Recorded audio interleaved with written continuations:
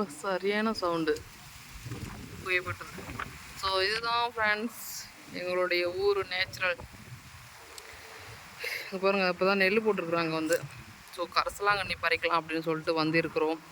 இங்கே வந்துட்டு கை கொடுங்க வா. இங்கே வழி இருக்காட்டு தூக்கு. இப்போ தான் வந்து வருதாட்டுக்கு. என்ன 2 மாதம் ஆக மாட்டுக்கு போட்டு இல்லை இருக்குமா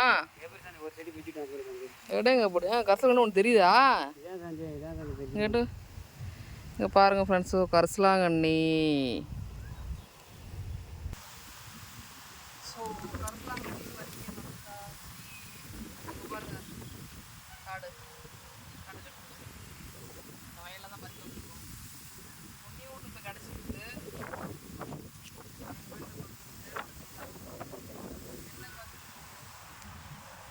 கீழே நெல்லி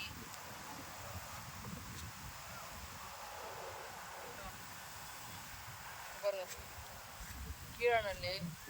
ஸோ இது வந்து போட்டோம் அப்படின்னாக்கா ஹேர் வந்து ரொம்ப தின்னாக இருக்கும் வந்துட்டு, ரொம்ப திக்னஸாக இருக்கும், ரொம்ப திக்காக இருக்கும். அந்த தின்னாக இருக்காது, ரொம்ப திக்னஸாக இருக்கும் வந்துட்டு.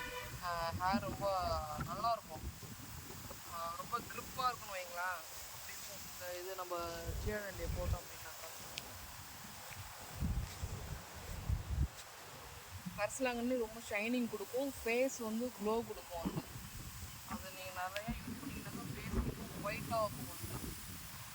நான் ட்ரை பண்ணி பார்த்துருக்குறேன், எனக்கு வந்து ரிசல்ட் கொடுக்குது. ஸோ இப்போ அது கிடைக்காத டைமில் போட முடியாதுங்களா. ஸோ அதனால் இருக்கிற திங்ஸை வச்சு, மெட்டீரியல் வச்சு அப்படியே எண்ணெய் காய்ச்சது தான் நான் வந்து. ஸோ 1 லிட்டர் நான் வந்துட்டு காய்ச்சினா 3 மந்த்ஸ் தான் எனக்கு வரையும் வந்துச்சு. 3 மந்த்ஸ் வரையும் தான் வந்துச்சு எனக்கு. அகைன் வந்து காய்ச்சணும். இன்னைக்கு வந்துட்டு 1 லிட்டர் காய்ச்ச போகிறோம். ஸோ டுடே அதுக்கு தான் நம்ம வந்து பறிக்கணும். கீழே நெல்லி தான் நிறைய கிடைக்குது. கீழே நெல்லி தாங்க நிறைய கிடைக்குது.